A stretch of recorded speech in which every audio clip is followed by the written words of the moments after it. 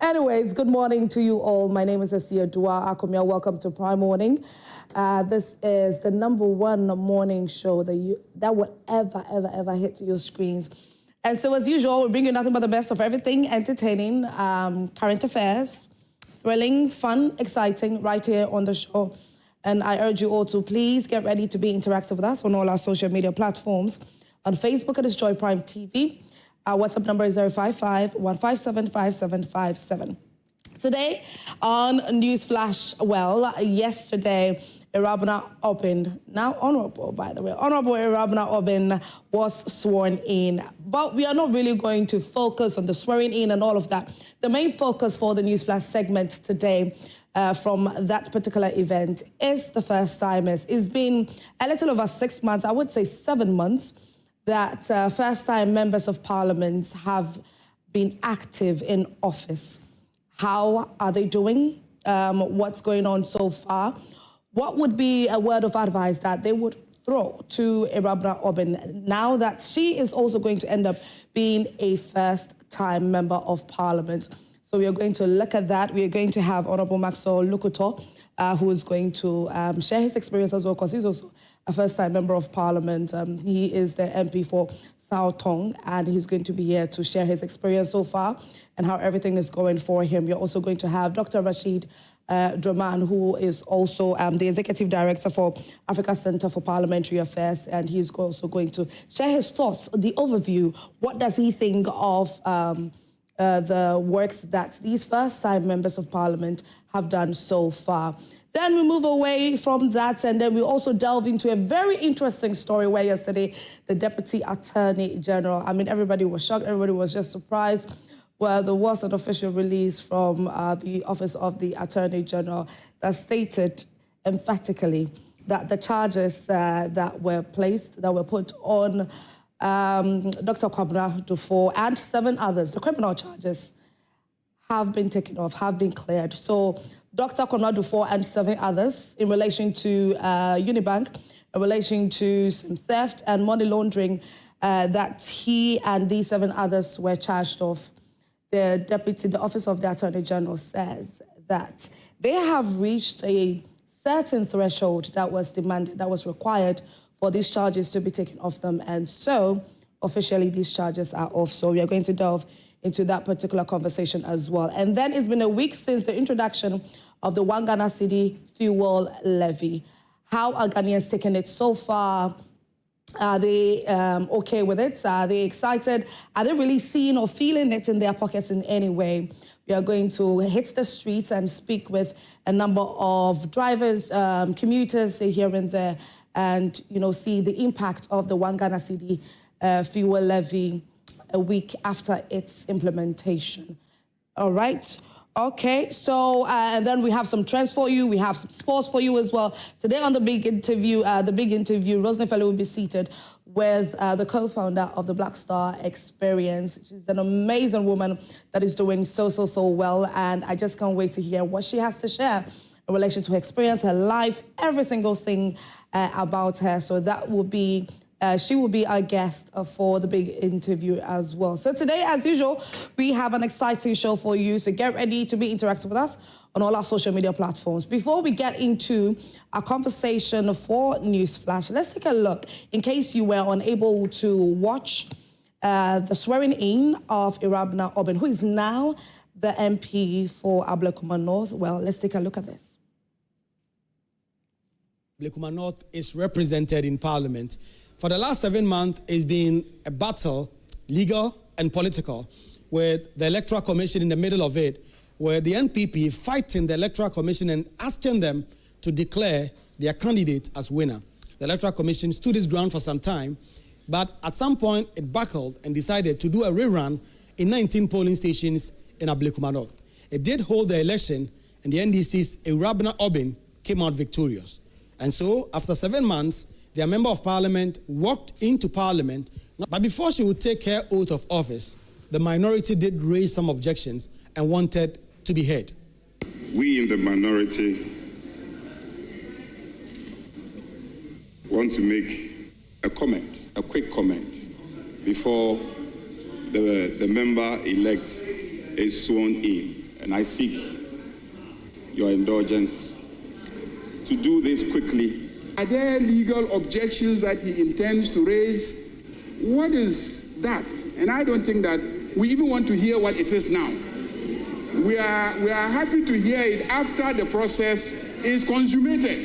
If you could not arrest anything at the Electoral Commission and could not arrest it at the police station, it is not here this morning that he's going to be able to arrest anything. Before she would take her oath of office, the minority did raise some objections and wanted to be heard. Well, after the Speaker decided he wasn't going to grant them any hearing until after the oath of office had been taken, they decided to walk out. If that is the turn of event, then we in the minority, for the records, cannot be part of the swearing-in. Yes, we cannot be part of the swearing-in. We are working on it. And this one is specific to the swearing-in. Other businesses will engage in it.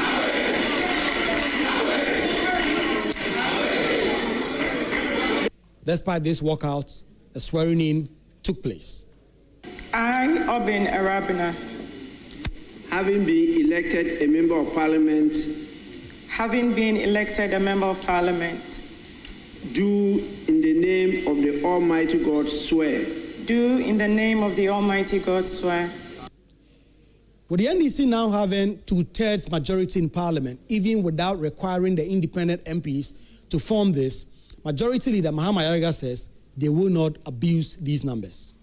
The National Democratic Congress now, for the first time in a very long time, has 2/3 of this House. Mr. Speaker, with this number, we can do many good things for this country.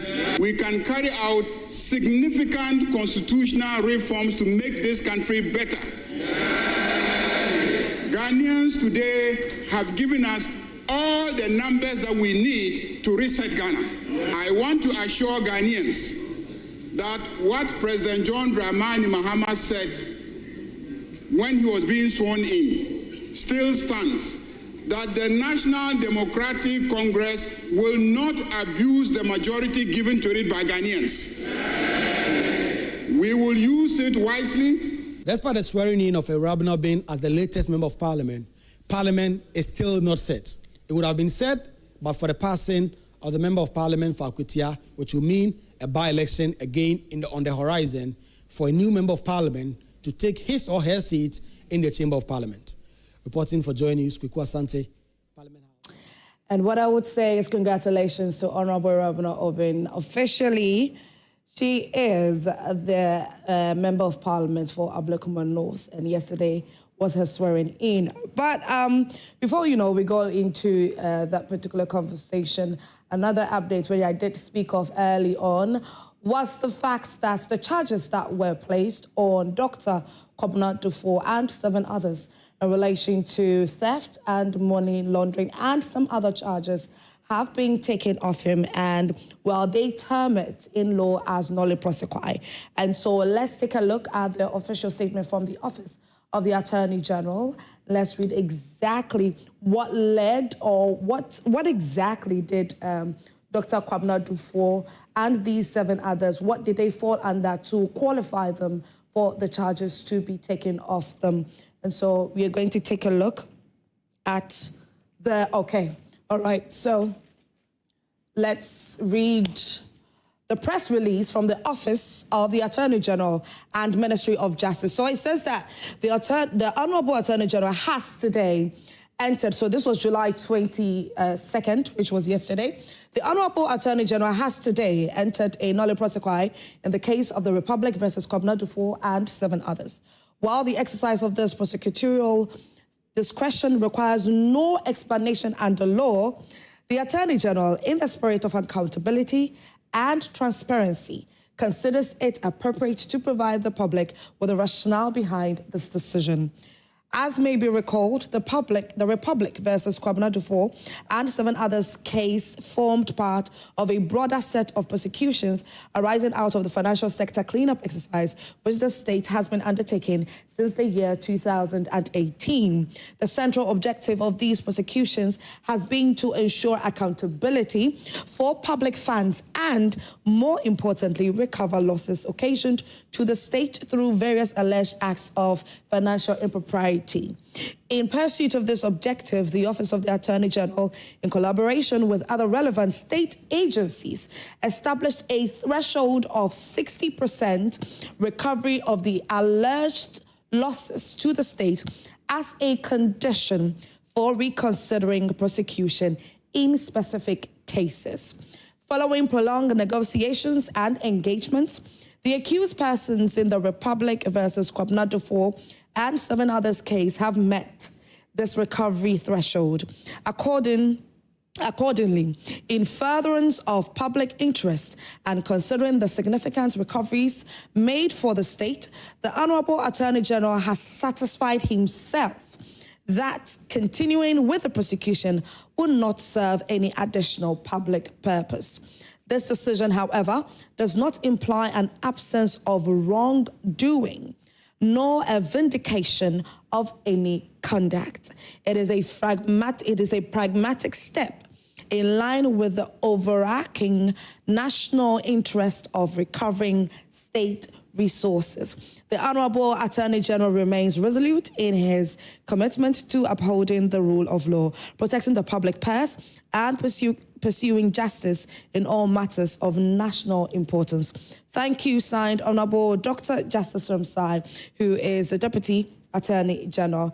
And I know that a number of you will be asking the questions of, okay, so this threshold, 60% threshold, 60% recovery threshold, what really is it? We have to really understand. So a little later, we are going to have a lawyer join us to explain that bit, because that bit is very important to me, as I know it would be very important to some other Ghanaians as well, because we really have to understand what this 60% threshold is. And it also said that this decision, however, does not imply an absence of wrongdoing nor vindication.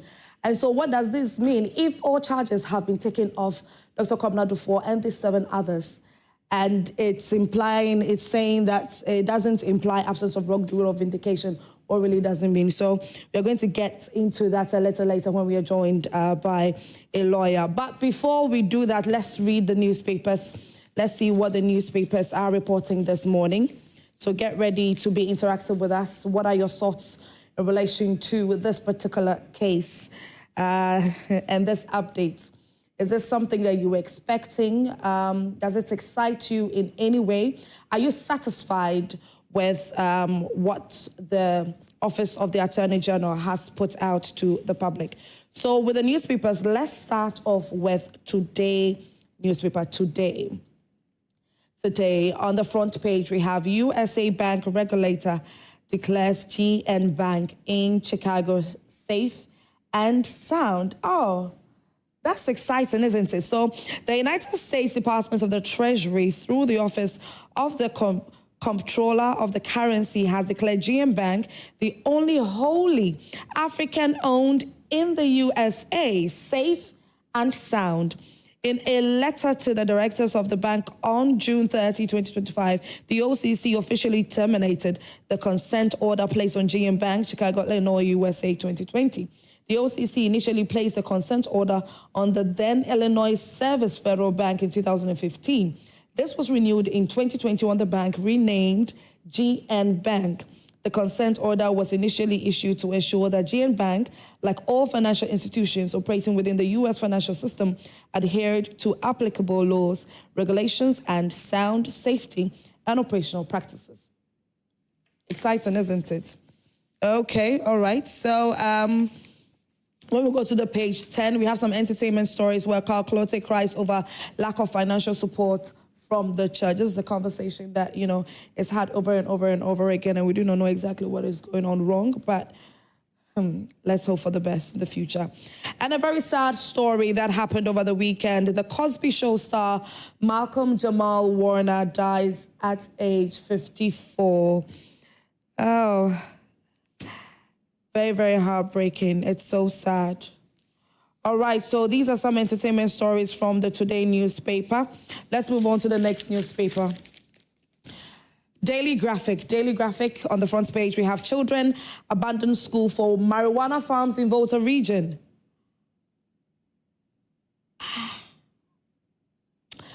Okay. Moving on, Graphic, NIC, GIA Insurance Fair tomorrow. And then we have Attorney General discontinues case against the 4 and 7 others, recovers required funds. We'll delve into that. We all really have to understand the intricacies concerning this. All right, so we have the banner headline for Daily Graphic being Law-Backed Development Plan a Mass. Na Andani proposes. Okay, and then on the back page, we have Ghana's Rita Africa to train over 15,000 tech professionals in Zimbabwe. Then Lodina Foundation donates to Techima North Health System. This is laudable. This is great. We love to see this all the time. All right, and that's it for the Daily Graphic. Now let's move on to the next one. The next is the Accra Times. The Accra Times. On the front page, we have Unite for Regional Transformation. Mahama Ayariga urges Northern MPs. We also have Do Not Allow NDC Attacks to Weaken NPP. Osahin Afenyo marking. Okay, so Honorable Minority Leader did say that. We also have Zanito appointed to Pan-African Parliament. Congratulations to her. And then new initiative to tackle chronic diseases. Mahama cares. A bold plan, Akando says. NIB post gains under new leadership. NPA engages stakeholders on draft petroleum consumer complaint guidelines.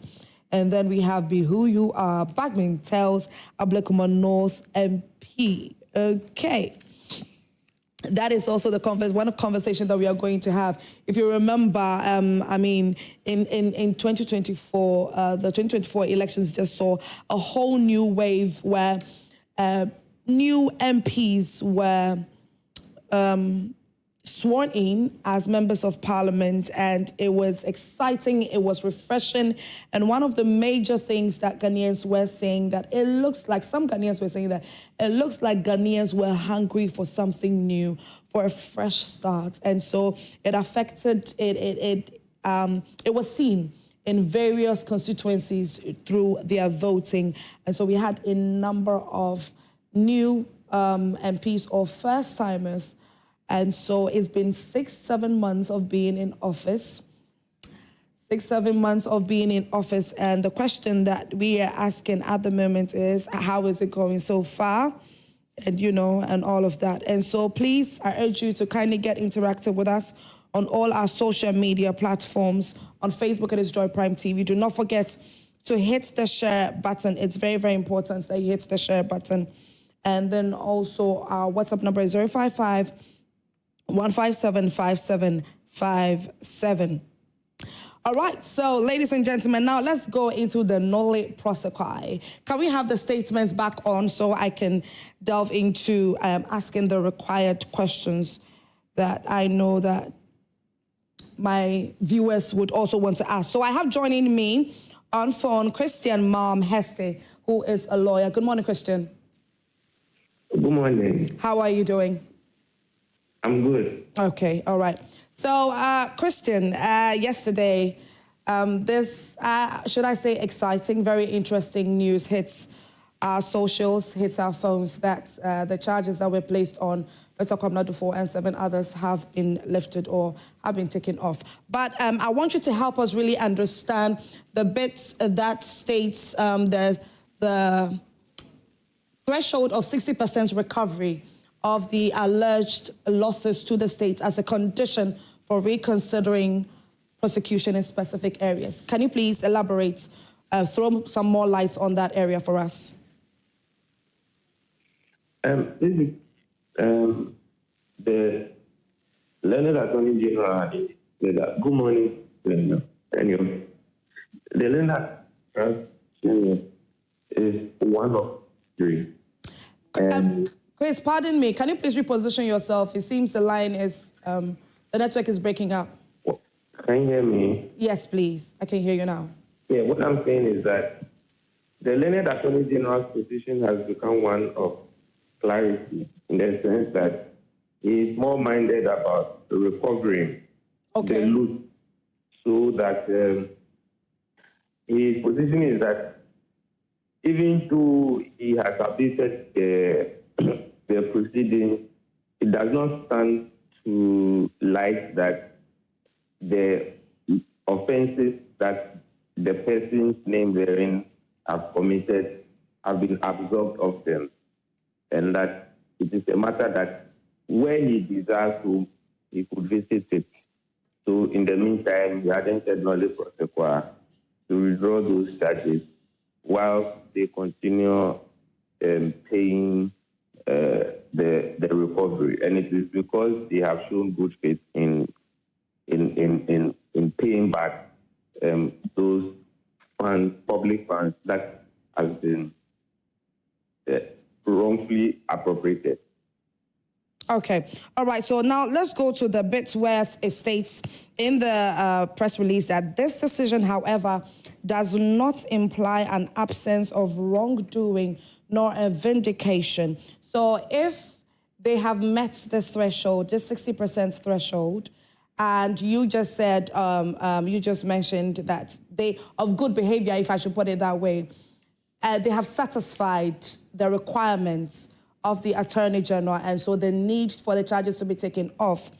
What then makes them qualify the fact that it does not imply that there's absence of wrongdoing or vindication in any way? Yes, you realize that the Attorney General preferred charges against them. Yes. And just as I mentioned, his intention is more to recover funds for government so that government business can go on. The inclination is more to fight against corruption. Okay. But the morality aspect of it is, even though the money is to be recovered, what happens to the person? Yes. Right. Where big fishes are involved, can we run that analogy with somebody who steals a fowl, and yet goes through the law stricto sensu? What happens of that person? When that person also produces a fowl, will that person still serve? Will go through the criminal justice system to be convicted and sentenced? So these are also questions of law and morality. Is it that where they have been able to recover partially the amount thereof, that they should be left off, even though the Learned Attorney General had indicated that, yes, we have recovered part of the money, yes, but in the circumstances, it does not mean that they have been absolved of their offenses. So clearly, it is one to note that the Learned Attorney General is more interested in recovering the misappropriated funds, and will later consider whether to continue with their prosecutions or not. But like I said, it is one of morality and law. Okay. So in update, maybe a little later, we should hear one way or the other that there is going to be some prosecution for them, for Dr. Kwabena Dufo and the 7 others. Yes, the Attorney General is not being too clear with it. It looks like prosecution has been said back now. What that right said is his position, and it could even result into a plea bargain where if even where it is minded to continue, would have further negotiations. Okay. Would have further negotiations in respect of the recovery of the money. And where it considers to progress, they may have limited sentencing even after conviction. So let's wait to see the options that the Attorney General would want to exercise. But currently, it is very, very clear that the Attorney General is seeking to recover funds. The state's funds, yeah. Okay, all right. Now, at what point does morality override the law? You gave us a very beautiful example about the chicken and all of that. Yes, morality has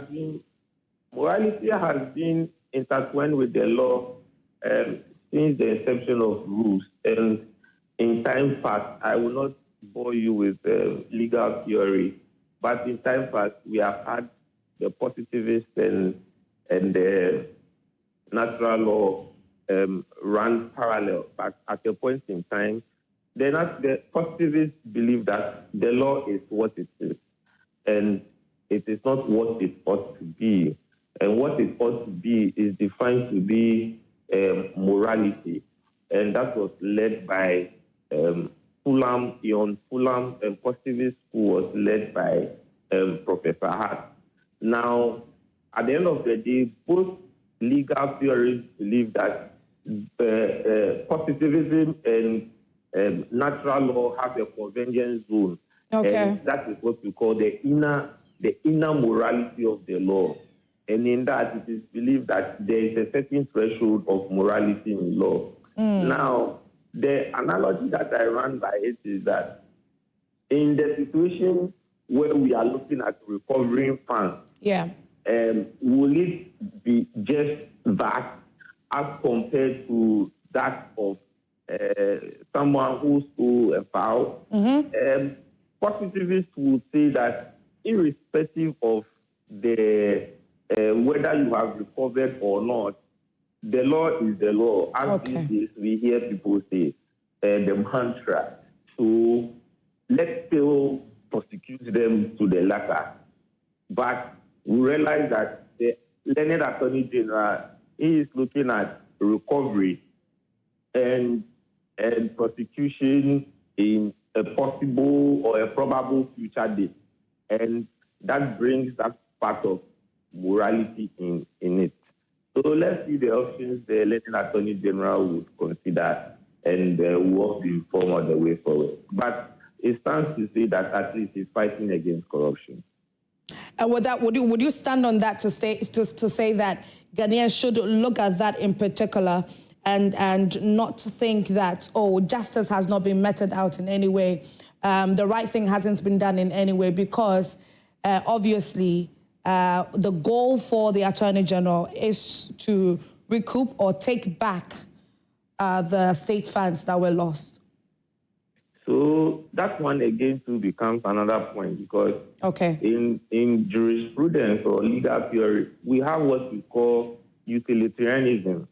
And utilitarianism is what the masses consider to be good or to be happy in the law. So that if the masses' position is that what we consider to be good or to be happy would be for the Attorney General to prosecute persons who are being corrupt, so that we know whether they did it or not, then that would be what the masses would want. Right. They would always say the law is the law. Whether you've recovered or not, continue with their prosecutions, irrespective of whether you have recovered past.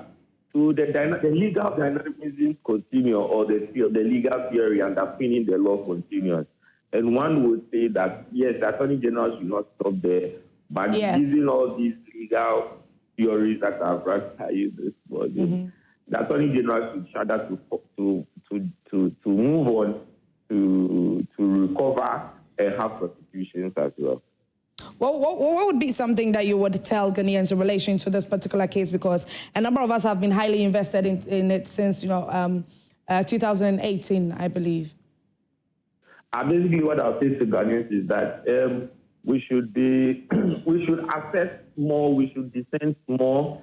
That's the only way we can help in the fight against corruption, because corruption can never take an entrenched position and cannot be the lot of man. Corruption doesn't help any civilized society. The only way to fight corruption is to dissent and to act as a pressure group, as a unified citizenry. Christian, how do we depoliticize corruption and, other corruption-related cases? I didn't hear the first part. How do we depoliticize corruption? How do we take away politics when it... Politicization is a problem. I personally, as a lawyer, I had a problem with Elena Attorney General when he came in and discontinued cases against certain political persons. The president said meant that other or future attorney generals will do same if it happens that their political elements are being prosecuted, which traverses or goes beyond the 4-year or 8-year that the lifespan of a particular political party is expiring out of office. Yeah. That for me was a low moment, because the law provides that the Attorney General ought not give reasons for discontinuance of such cases.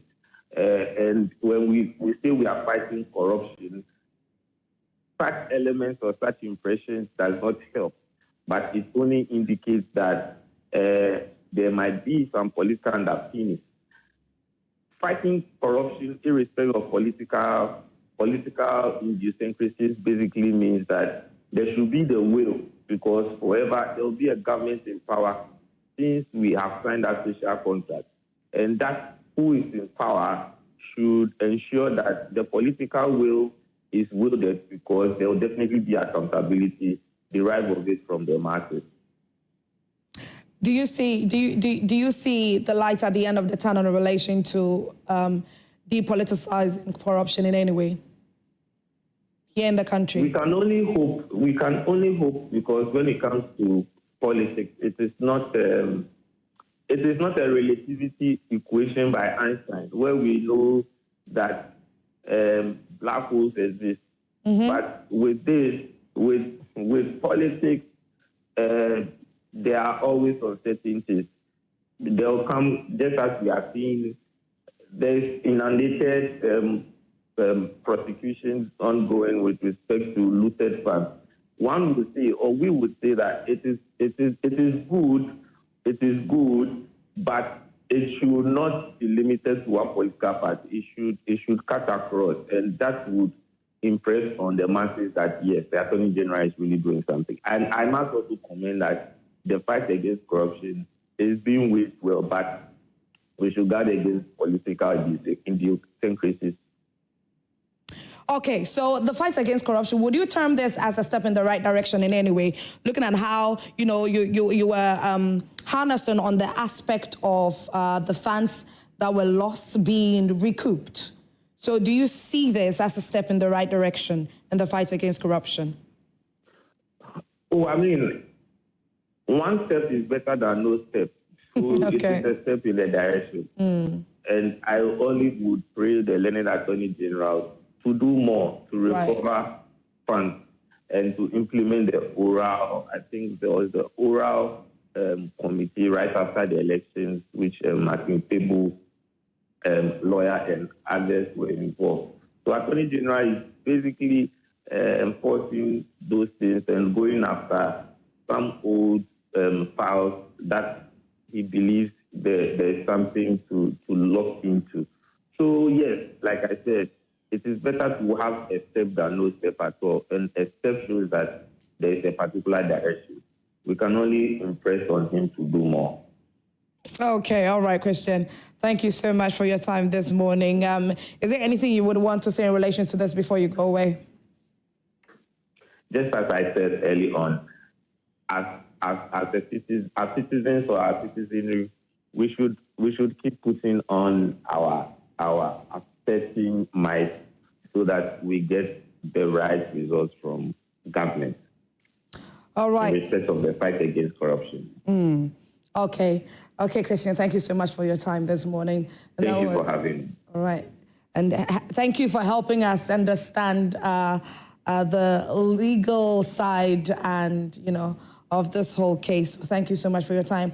So I've been speaking with Christian Malm-Hesse. He is a lawyer and he's helped us understand the updates in relation to the Republic versus Kwabena Dufour and 7 others.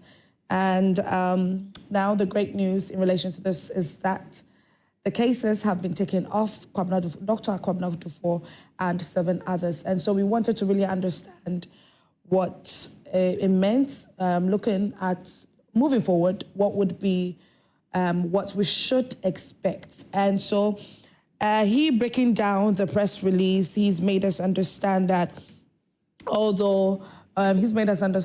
yes, although that they have met the 60% threshold, we should look at the fact that government is bent on recouping state funds, and that is what is most important.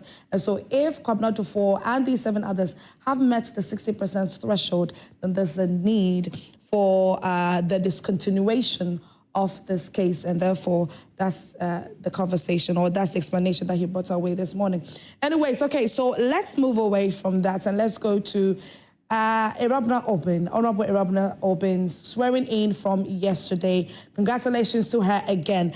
But what we are focusing on in relation to this is the first-time members of Parliament, how they have been, how they have worked in their office. They have worked in their office so far. Some ended up replacing or walking in the shoes of titans, men who had chalked their successes in some of these constituencies. And, it's very interesting that that, this is your predecessor and he did so well. This is going to be my first time. How do I go about things? And so joining us on phone, we have Honorable Maxwell Lukutor. On Zoom. So Honorable Maxwell is joining us. He's the MP for South Tong constituency. And I remember, I don't know a number of you who remember this, but he was here on Prime Morning where KMJ and I sat with him and we had a wonderful conversation. He has a very interesting story. 12 years of running, of doing his best to get into Parliament. He tried 3 times. He failed. The 4th time, it worked for him, and he ended up becoming the Member of Parliament for South Tong. And a huge congratulations to him. But the question that we're going to ask him is, it's been 7 months already of he occupying this position. How is it going so far? How is he doing? The constituents voted for him because they believed in him, because they wanted him. And so, Honorable Maxwell, good morning to you, if you can hear me.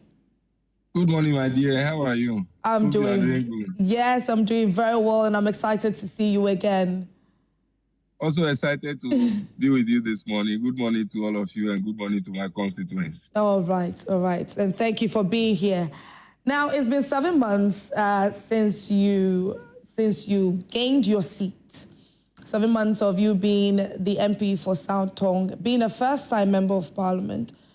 First of all, let's go back to after you were voted and, what you were expecting to do or what you were hoping to do. Take us back to that.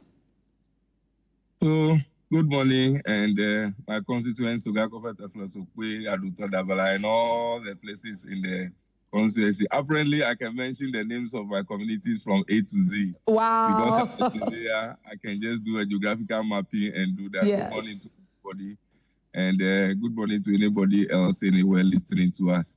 Like you said, it's been 7 months down the line. I remember the first time I came to studio after we were sworn in to come and share my experience and other things. People after that saw me and say, wow, is that how long it took you to get to the house? It was a nice story.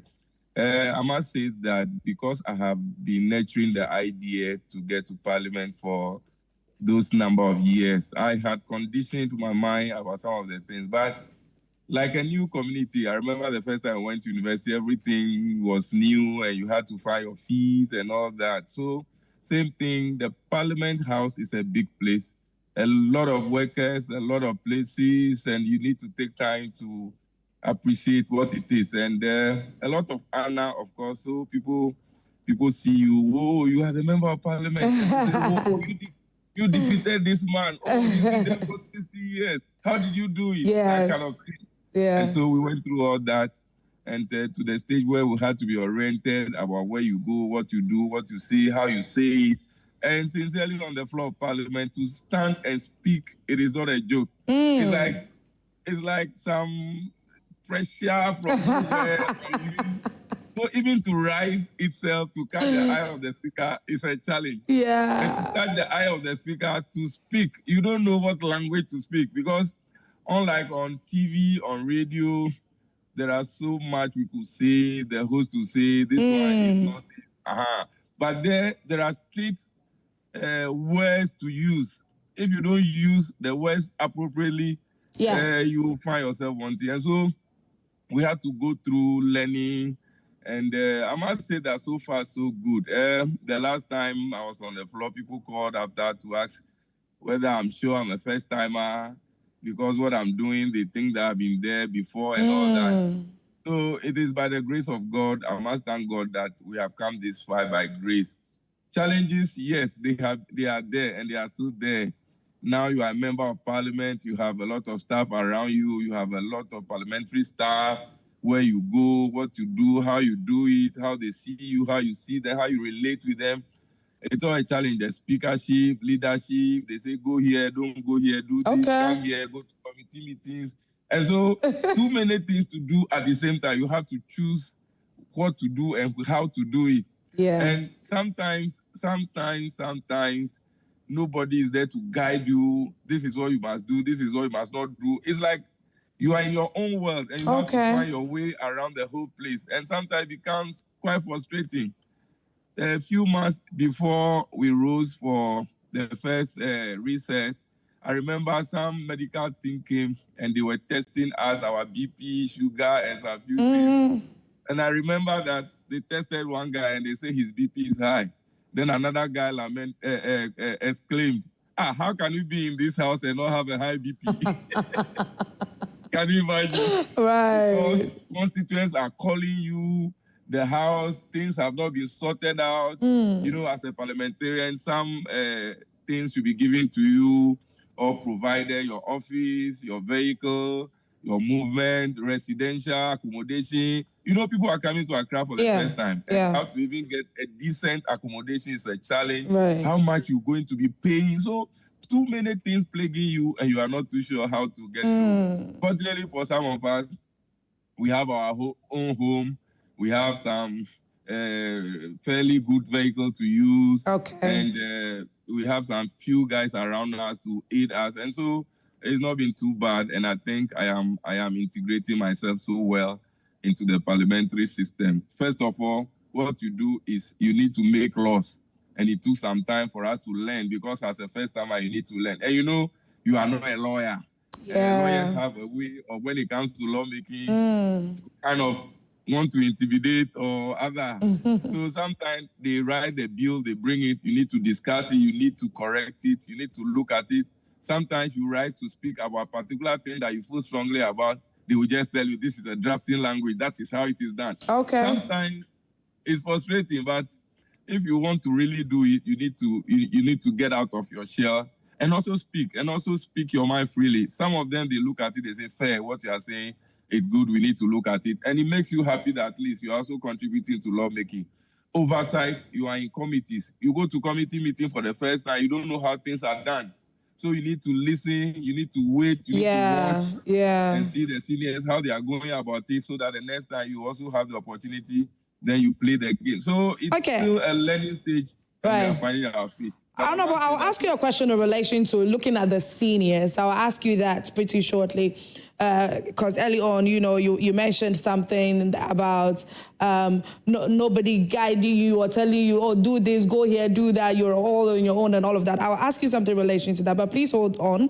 I have joining us also Dr. Rashid Draman, and he's Executive Director for Africa Center for Parliamentary Affairs. Good morning, Doc. Good morning. How are you doing? I'm fine. How about you? Oh, I'm doing very, very well, and I'm happy hearing your voice this morning. Yesterday, you said something, you gave a word of advice to the supermajority in Parliament in relation to not looking at the fact that they have the numbers now and it shouldn't be abused. And so I'm happy hearing your voice again this morning. Thank you for having me. All right, Doc. So today we are looking at how best or how well first-time members of Parliament are doing. It's been 7 months already. How are they doing? And we have on Zoom joining us Honorable Maxwell Lukutor, who is the Member of Parliament for South Tong, and he seems to be integrating himself smoothly into this new environment as being a Member of Parliament for the first time. Now, I want you to quickly tell us what you, looking at it in the back room and observing things, especially the first-timers, what do you make of their performance so far? So let me say that most of them, like the Honourable Member has indicated, have integrated quite well. Okay. We have engaged a number of them in different programs and activities, and you could see from their contributions and participation that when they are very quickly picking up the roles and understanding the role that a Member of Parliament plays. A number of them are also eager to learn. Mm-hmm. The one thing that I wish Parliament would do more, I think, is the induction and the kind of detailed program to integrate members of Parliament into their role. We normally have this maybe 1 week or a few days of orientation. Okay. This happened at the beginning of this 9th Parliament, and I remember I was part of the process. But that doesn't cut it enough. Coming into Parliament for the first time, getting this big shock. Sometimes maybe a positive shock, sometimes a negative shock. Right. It requires a lot of preparation. Okay. In some parliaments, there is something they call maybe the first 100 days of a new MP. And they are taken through, a detailed series of, programs. Because like the Honorable Member said, for instance, we give them a general orientation. Parliament gives them a general orientation. Yes. But most of the work of Parliament is done at the level of the committee. Not very much happens. There are a number of committees right now that have not had any proper orientation. Okay. And then you have a number of these first-time MPs completely lost when it comes to the work of committees and so on. Having said that, I think over the years, MPs have gotten by, people have learned as the days and weeks go by. But let me come to a very important observation that, most of us have made. I believe you people have also made. Mm-hmm. That is a question of absenteeism. Right. And showing up to work and to learn. These are people who, from maybe my observation, haven't had kind of detailed orientation and so on, preparation that gets them into the job. Okay. Yet, day after day, when you take your cameras into the house, mm-hmm. we see, for instance, behind the leaders of the NDC, the house is empty. Okay. And sometimes behind the leaders of the MPP, the house is empty. Yes. And when you probe, I think what you hear is that most of those who are guilty of this, not all of them, but most of them are the first-time MPs. They are busy doing other things, perhaps maybe out of the shock of getting into parliament and not maybe seeing the things that they recognize and so on and so forth. But you can learn the ropes and you can get into the job very quickly if you show up and work.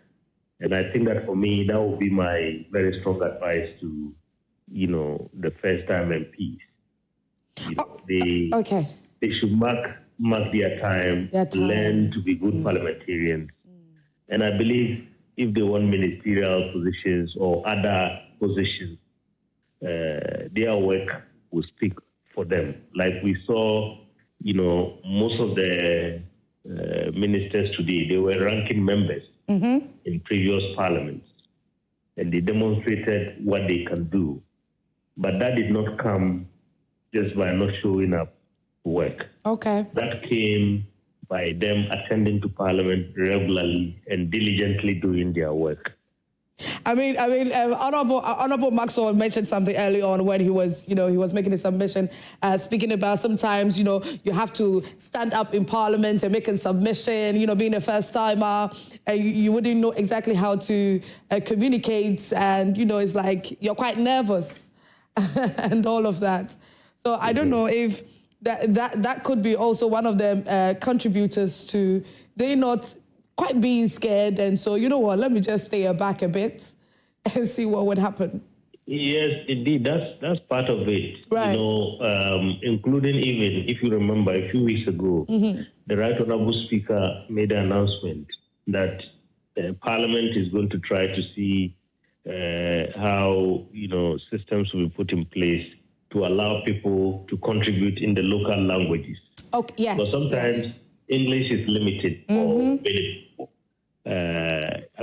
Debating skills come easy to everyone. Speaking public doesn't easy for everyone. Right. But at our center, at one point, we even were trying to have a program to support women MPs in terms of how they can acquire skills in public speaking. So that is part of it. But I think part of it also is that, like I said, show up. Yes. Look at your seniors, how they do it, learn very quickly. And today there are so many resources, that are available for self-learning. There are so many clips that you can watch in terms of how experienced parliamentarians around the world have carried out their jobs. And then also, I think they have to learn the Constitution and the standing orders back to back. Okay. I think that will help them, because sometimes some of them are afraid to be cited as being out of order or going contrary to the standing orders and so on. But you have to read the standing orders. Okay. Understand the standing orders. Okay. All right. Dr. Rahman, please kindly stay on. Let me go to Honorable Maxwell Lukutor. Honorable, can you hear me? Yeah, I can hear you. Okay, so I did say early on that I was going to ask you a question in relation to the seniors that you mentioned, watching them closely, observing them and all of that. Let's talk about the availability of these seniors being of help, or how closely it is for them, or easily it is for them to rope you in case you would need some level of assistance. Yeah, so generally they are available, but like I said, you all contested your elections in your consensus, you won on your own strength, and you are here.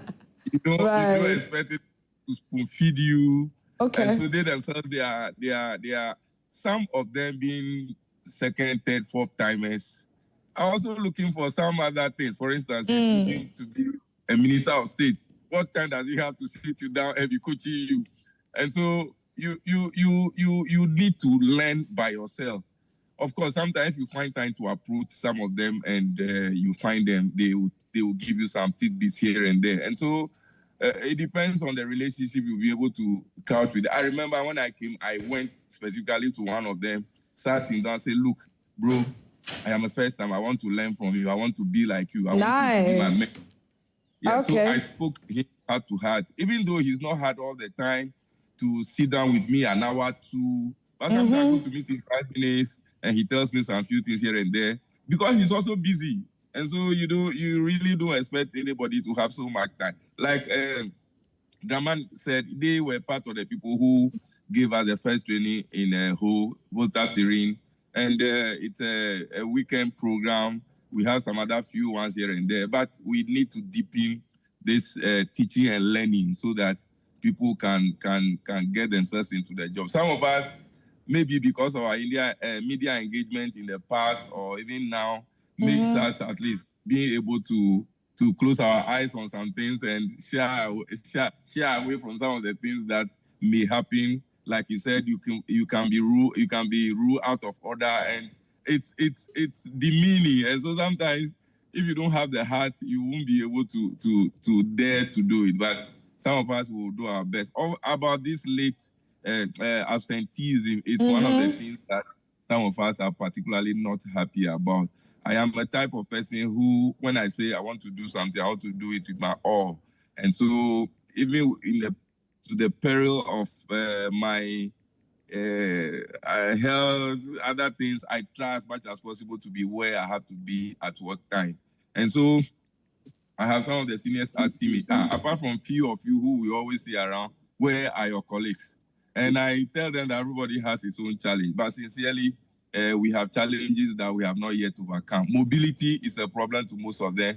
Residential accommodation, even office. Sometimes your AC will go off. You're looking for logistics people to come and sort it for you. Your office is so warm, uncomfortable. And so some things happen, and if you are not too sure, and these are people in their own right. Maybe the office he came from, everything was on point, and now he's here, and this one is not on. So he may decide to go elsewhere. So, but for me, whatever it takes, we don't have any excuse not to be on the floor of Parliament to do our parliamentary work. So we continue to appeal to colleagues who don't come to like Damani said, some people get disappointed. Is this all I earn as an MP? And there's so how do I survive? Constituents are calling you. You need to do projects in the constituency for you to be seen, to be an MP, because virtually everything is on your neck. The common fund that is sent to the district assembly is only 5% is in the name of the member of parliament. But people will leave chasing the 95% and come and be chasing you for the 5%. So there's so much pressure on you. And sometimes you have to go out, look for some other source of sustenance and also be able to do something significant in the constituency, especially be a first timer. There's pressure on you every day. Even now that we are here as first timer, there are people in the constituency already campaigning to unseat you. So there is so much for you to do at the same time, and it puts so much pressure on us. But I believe that once we've been voted for as people, members of parliament, we have no excuse to give anybody but to do our work and do it well. Before you entered Parliament, definitely you did witness a number of things, how chaotic, especially the 8th Parliament was and all of that. And then now we are in the 9th Parliament and you are experiencing how things are. You are seeing things for yourself. And let's talk about the posture of the minority in Parliament, most especially as well. How are you taking everything? How are you seeing everything in general? Yeah, so for us, we have come to understand. Initially, when they start to do the charade and other things, some of us try to get furious. Leadership will tell you, oh, hold it. This is how it happens. At the last parliament, we were on them. We were tougher than they are being now, and so allow them to play their game. Have our numbers. Anytime we want to pass something, we'll pass. And you see, parliament composed of majority, minority, and leadership. And so without minority, parliament does not exist. So you always have their say.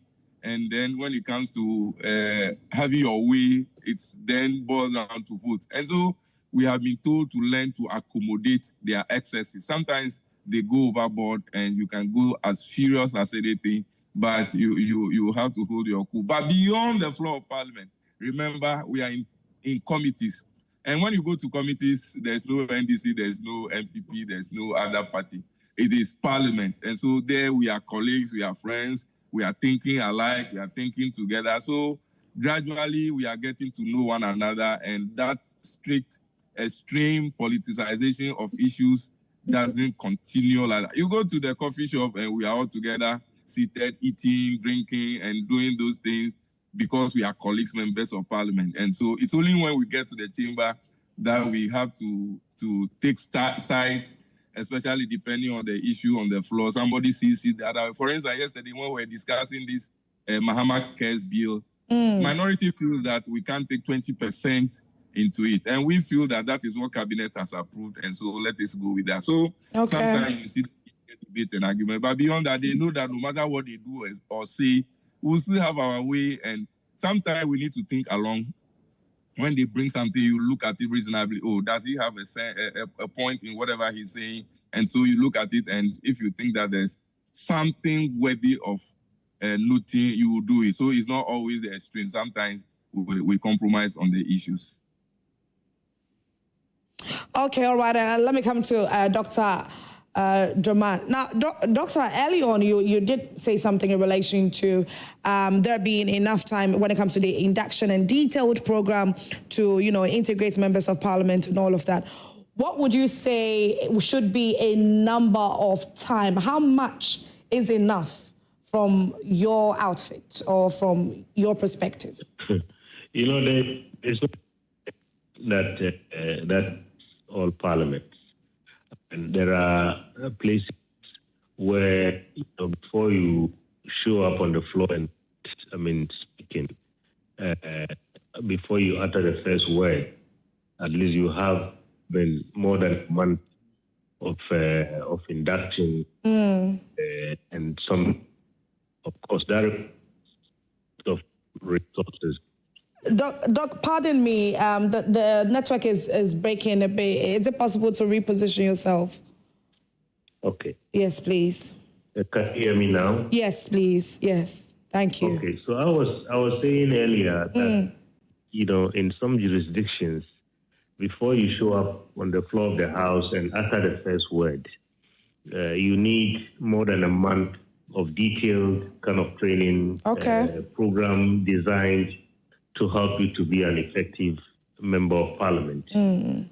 You also have a lot of resources that are prepared by parliament and handed over to you that you have to go and read, almost like a manual that's supposed to guide you, so that by the time you are on your feet in the House, you are at least to a very large extent prepared to assume your role as a member of parliament. That requires a lot of resources.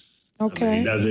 It's not cheap to organize some of these inductions. I'm sure Honorable will tell you. When taking them out, more than 100 MPs, first-timers, out for a number of days comes at a huge cost to Parliament and state. I remember this time Parliament even tried. The first part of the orientation was done at the Parliamentary Training Institute, just to reduce the cost that comes with organizing meetings. So there is no one standard that fits Parliament. I think each Parliament looks at the peculiarities, and then also even the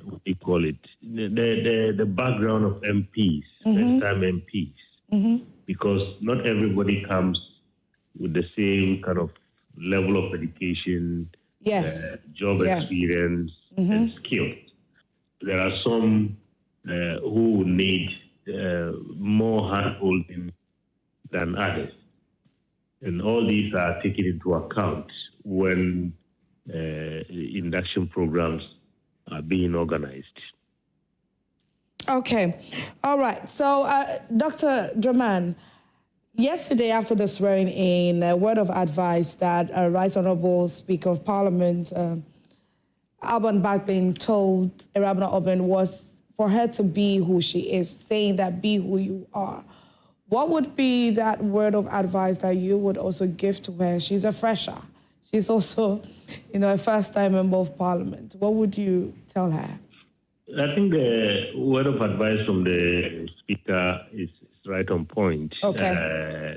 However, in reality, you have a party that is looming large and watching over everybody's neck to make sure that, on critical matters, you go with your party.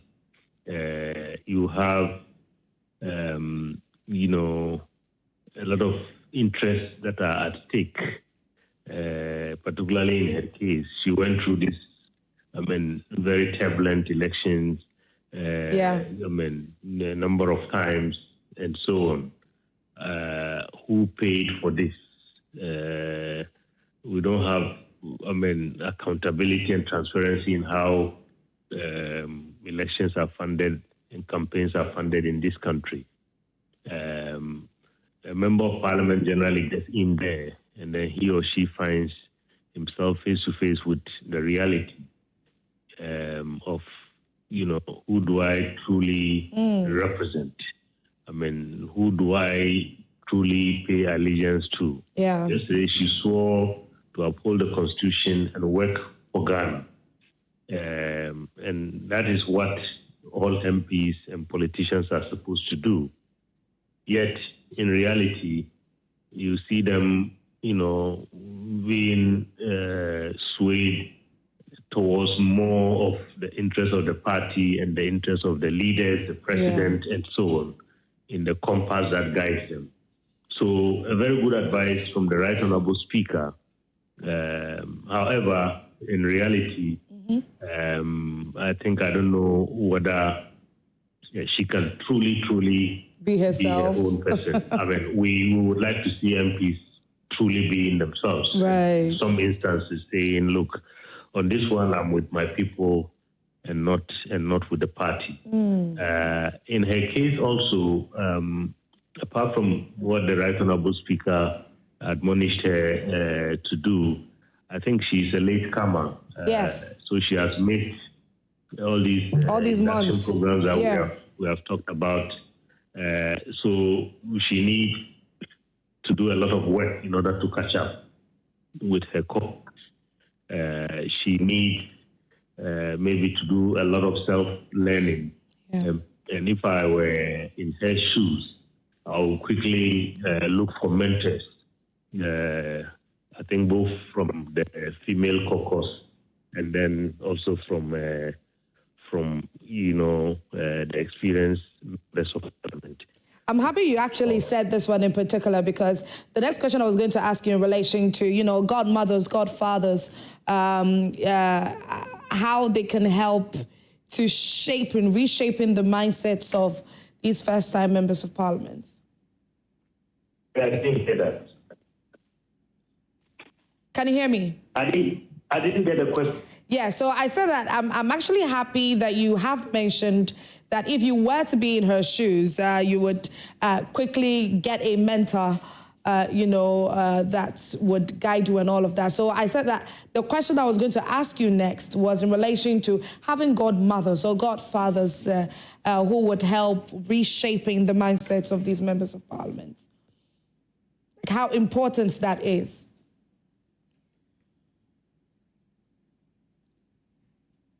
Dr. Draman.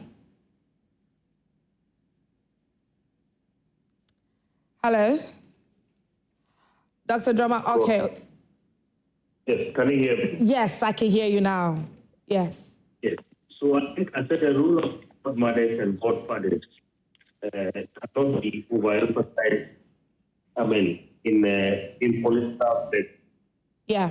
So this is very, very important for a newcomer like Honorable Oben. Yes. So I would, edge that up from, all the things that she needs to do techniques to get it up speed. There is this political angle that also we need to keep in mind. Okay. All right. So let me go to Honorable Maxwell Lukutor. Honorable, can you hear me? Yeah, I can hear you. All right. So let me pose the same question to you in relation to having godmothers and godfathers, having mentors, who would help to build you up or hold your hand, shaping you in your roles as members of parliament. Yeah, so it's always good to have somebody you truly wish to be like, not necessarily be. You can't be another person's shadow. You can only love how somebody does his things and want to be almost like him. And so you can't do this alone. Somebody has to do some few things. And so you need to have somebody's mind. For instance, before I got to parliament, Haruna Idrusu has been my mentor. Not mentor like one-on-one, but somebody I admire from afar. So I wish to be like him. So I spoke to him. I sent him a message. When I got to the house, our chief whip, Roxin Dapamekbo, was somebody I love how forceful he is when he's speaking at. And so I got closer to him and spoke to him. And so, but I am myself. I don't know how long it took him to speak on the floor of parliament. But I remember it took me less than a week to rise on my feet on the floor of parliament and to make advocacy. Not being a lawyer, recently when we were passing some bill, I had the opportunity to also point out some few things I feel that may not be too good. And the speaker took it on and decided that we should have a look at it. So it is me. I decide to do what I can do. And it depends on your confidence level. So a lot of things come to play. And so you need to learn under somebody's feet. Speaker is somebody who is open and wants everybody to come and to speak to him. And when it comes to parliamentary work, he, Oseche Mensah Bonsu, and some other few people, Honorable Ken Jassa has been in the house. Back home, he's in my constituency, he's my godfather. I go to him to speak to him. You can do this, you can't do that. This one, do it this way. Oh, this one, don't do it this way. When you do it well, he will call to say, oh, you did so well, congratulations, this and that. And so with those pep talks from them, and then once a while, oh, how am I doing? For instance, the last time we closed from parliament and the second deputy speaker, Esiama, told me, if you come to the parliament the second time, you will be troublesome. And I asked him how. And he says, so you are doing good, keep it up. Okay. So you need godfathers, you need godmothers, you need people to prop you up, you need people to tell you, this one, you've gone too far, you can't use this language, this one, this is do it. So it's always good. But like Speaker said, you should be yourself. So many things happen around you. Our constituencies are different. Somebody won his constituency election just by one vote, and maybe 7 or 8 of them contested. So it means majority of people didn't vote for him. What he does in his constituency will be different from you who won with a landslide. People trusted so much in you. Some constituencies only want to see you on the floor of parliament, make good advocacy for them, and they are happy. Some of them, no matter how well you talk on the floor of parliament as a beg, and you don't come there to do the borehole, to do the roads, to do the school buildings for them, you are dead meat. So the dynamics are different. And so you need to gauge your constituency, know what they really want, and you are representing them. You can't do things for yourself, per se. Even though you should be yourself, you must make sure that people you represent, you do their bidding. So if it is a constituency they want you to develop, make sure that you find time to do that. If it is that they want to see you always on the floor of parliament advocating for them, you do that. If they want to see oversight, that you are putting government in check, you do that. So those are the things we need to do to balance ourselves. But godfather, godmother, very necessary. Very necessary. All right. Okay, so I want you to highlight your most challenging moment within these 7 months of being a member of parliament. Few days ago, I was driving to parliament and I was involved in a little accident with somebody. And it threw me off gear. That's the only vehicle I have for now using. And then I took a colleague's old Benz I was driving. Yesterday, I was supposed to go to a sister station to TV. Yeah. And then on the motorway, but I got a flat tire. I was driving all alone. Wow. And I had to get somebody to help me change it. And people were passing, and some were calling me on phone. I didn't imagine. Why? Were you shy? Is it that you were shy, or what was it? If you see your member of parliament at the roadside fixing his tire, how will you feel? Oh, so you were fixing the tire yourself? No, I wasn't fixing myself, but I was with the guys who were fixing it. Okay. So it's all because the vehicles that were supposed to be gotten for us as parliamentarians, we don't have yet. Okay. So we have challenge with mobility, and it's telling on us. But I'm sure very soon we'll be done with that situation. And so it's one of the things that embarrasses me. Our office air conditioning is not working for the past 4 months now. And I had to go buy a standing fan and put in my office. So when people come as a member of parliament, you have a standing fan behind you. Oh, wow.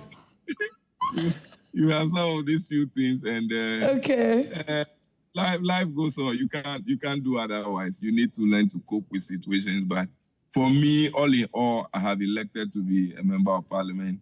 Whatever comes with it, I will either enjoy or endure. And I will do my best in every circumstance and make sure that I represent my people and represent them well. In spite of the challenges, I would always do my best. I'm always with them in the constituency. Sometimes you don't go and they call. I remember about 2 weeks, I didn't go to the constituency and everybody was crying, "Hey, Honorable, have you abandoned us? When are you coming?" I said, "Well, just 2 weeks." So they are used to seeing me almost every weekend. Right. And you need to attend social programs. Okay. You need to meet a lot of people. People want to see you every day. Yeah. And the calls are coming. Some of them, you are in the chamber, you cannot pick. They come back complain, we call Honorable, he doesn't even pick his call any longer. My goodness. Sometimes it's a problem. You can't pick us all day. You need to do parliamentary work, but because they don't understand the nature of your work, it's troubling sometimes if they make it as if now you are an MP and you are not as cool. Making all those assumptions that because you are now in office, please pardon them. It makes you feel sometimes uncomfortable. Right. And sometimes your leadership back in the constituency, they don't understand how some of the things work. They go back and they speak ill about you whilst you're also doing your best for everybody back home. But there are some mischief. And of course, like I said earlier, even though you are a member of parliament, there are other people working to unseat you. And so there are things happening behind your back and you need to always be watching your back. This one will call you, this one said this one said that, sometimes to clear, not to clear. And it puts you in a fix and it makes things sometimes hazy. But all in all, I think that we will do our best, and God Himself will make sure that He gets out where we intend to go to. We will do the best for constituency. We'll do the best for Ghana, and we'll do the best for ourselves. All right, so hold that thought for me. I'll come back to you pretty shortly. I want to go to Dr. Draman. Doc, can you hear me? Yes, I can hear you. Okay, great. Doc, I want you to give your final submission on this. I mean, Honorable Lukutor has just highlighted a very interesting challenge that he's experienced so far being a member of parliament. But before you go, what would be that advice or that word you would give in relation to this? Well, I think I like his optimism. Okay, despite the challenges. But let me say this as my final word, particularly when it comes to the conditions under which our honorable members work. I have been a very strong advocate, over the years, this country, that, look, honorable members of parliament should not take their own money or take loans to buy official vehicles that they will use to do parliamentary business. Okay. I think that's very, very unfair to that branch of our government. I mean, people in the executive get official vehicles, even at the lowest level of the executive branch. You go to the districts, the chief executives have vehicles fueled by the state that they use for official business. We don't expect, and it's very unfair for our members of parliament to be saddled with, especially in their case, when we expect that they would have to show up in their constituencies almost on a weekly basis, like the honorable member, absent for 2 weeks, and people start calling. Yeah. The next question, of course, many would ask, is that do we necessarily have to buy V8 for everybody? Not necessarily. I think there are all kinds of mods that exist. I mean, that are seen in many countries that parliaments have used to ensure the mobility of their members when they carry out their work. So I think it's about time Parliament looked into this. But the flip side of it, when sometimes we make this argument, is that people will say, but what are they doing as members of Parliament? They don't show up work. So I think I would tell Honorable to encourage his colleagues, let them show up for work every day, so that when we make the argument, people will see the value added. People will see that they take their work very seriously, and the argument will be able to sell quite easily. But I think as a final note, based on the issues that we are discussing, I would again urge the NDC to use the handsome gift from Ghanaians, the supermajority that they have, use it responsibly. Okay. That was my last word. All right, Dr. Draman, thank you so much for your time this morning, and thank you for your contributions. We appreciate you for your time. So joined us on phone was Dr. Rashid Draman, who is Executive Director for African Center for Parliamentary Affairs, and we've been speaking about first-time members of Parliament. We still have joining us on Zoom Honorable Maxwell Lukutor, who is the Member of Parliament for South Tong constituency. Honorable, coming to you. I'm coming back to you. So early on, you were saying something about, you've got confidence, and at some point, a colleague of yours told you that if you had to come for another term, you would be troublesome in Parliament and then all of that. Now, having to be one of the major factors, or the few people that brought major numbers to the 2024 elections for the NDC, and somebody would think that, you should be walking around with your shoulders high, very happy, excited that, your constituents voted for you. More than 80% votes came in favor of you, and then all of that. But you still are very humble, and, you still do what you're supposed to do. You are succumbing to the things that you need to succumb in Parliament and all of that. Tell us exactly how does that play a role in any way? Does that come in mind sometimes that, you should be very confident and excited of? Yeah, so point of correction, I had given the party 93.33%. 93, you see, 93.333%. There we go. 33%. and on record, I brought the highest percentage of votes. Me, together with Vote Central, brought the highest percentage of votes for the NDC, 93.33%. And I personally had the third highest vote nationwide, 92.17%, lagging behind Ablakwa and Honorable Jifa Gomashi. And so that's the record I brought to Parliament. It really doesn't make me feel any different. Okay. Of course, first of all, it makes me understand that my people love me so well that as a first-timer, they gave me that highest percentage of votes. Yes. And so it puts quite some pressure on me to I think it puts a lot of pressure on you. Not quite. It puts a lot of pressure.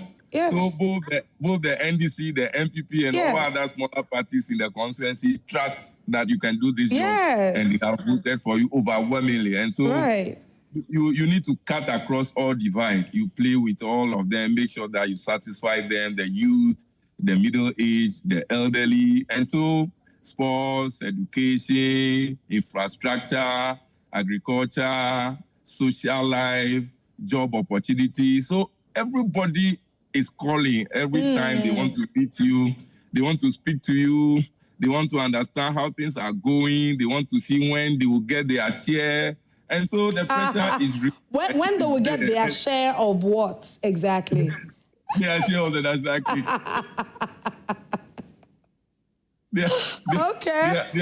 Their share of the national cake. So, of course, so you give the highest percentage of vote to the party. So what is the party doing in return as a reward for us who gave that percentage of vote to the party? And so when they ask, but I keep telling them that government is still forming. We just had the last batch of ministers being appointed. They are yet to be vetted. Most CEOs have not been appointed yet. And so things have not been too clear. And so I just give them confidence and hope that when things settle, we'll do our best. But so far, the little I can do in terms of sports, supported so much of the sports guys, both basic, secondary, and all levels of sports, getting people into some employable skills, getting scholarship for some of them, work abroad. Some few of them have had the opportunity to travel outside, and payment of school fees for university students beyond what the government has done. No stress fee payment. Beyond that, individually, people come to even beyond that, you need to do much more. Some are in level 200, 300. They are not finding their feet. You need to give them money to continue.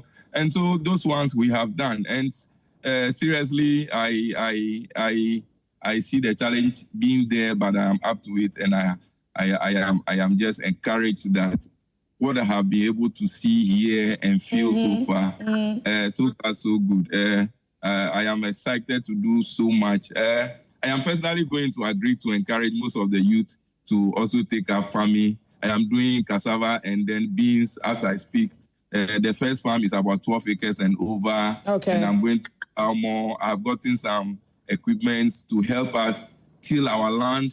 That's a tractor service to help them form molds, to help use the tractor to weed the farm, and even that to harvest the cassava when it grows. So I will be bringing that to the doorstep of my constituents and then make sure that I told them I'll provide some tractor services to help them in their farming. And the roads, we'll do our best, the drip equipments and other ones from government, we'll do our best and make sure that we fix our roads. And then students will go to school, employment for the youth, will do our best. Myself, I have been an entrepreneur all my life. So creating jobs and getting them to it. It's not that is too difficult for me to do.